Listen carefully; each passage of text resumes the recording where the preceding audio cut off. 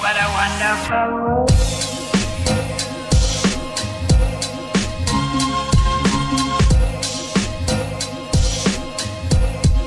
What a wonderful world.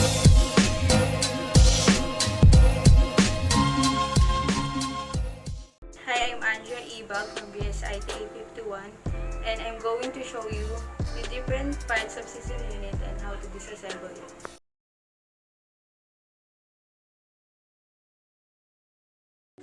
So, this is part of motherboard. This is processor, North Bridge and South Bridge. Ito naman yung slots, yung RAM slots and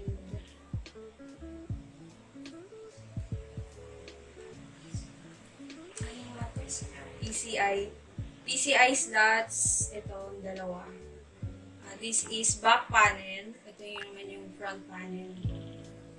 Dito naman, yung mouse and then keyboard slots.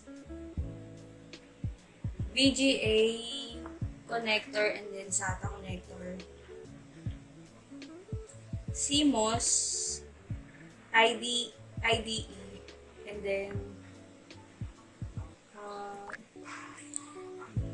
BIOS. So, bukod sa motherboard, this is other part of system unit. This is heatsink, AMD processor, RAM, hard drive, and power supply.